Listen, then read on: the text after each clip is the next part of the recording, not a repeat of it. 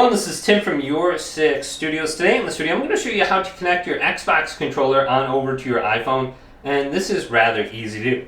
So the first thing we want to do is turn on our controller, so let's press the Xbox button right here, and our controller is going to turn on.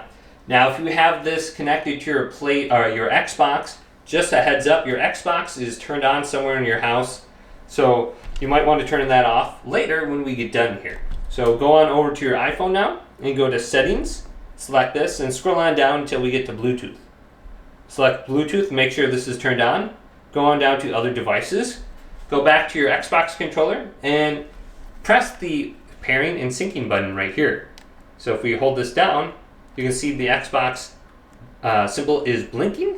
If you go back over to my iPhone now, we can see Xbox wireless controller. Let's select this.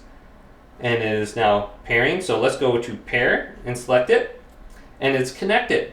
There's a solid light on our Xbox controller now. And we can go to the eye. And we can forget this device and disconnect it completely from our iPhone. Now if we want to turn off the controller, just hold down the Xbox symbol right here. So let's hold it down. And you'll see the light will turn off. So this is a good way to turn it off if we have it connected. Now if we want to reconnect to our iPhone, all we have to do is press the Xbox button and it will pair and sync back up to my iPhone so I can play games and I don't have to reconnect it in the future, and you can see it's connected right here. So very simple.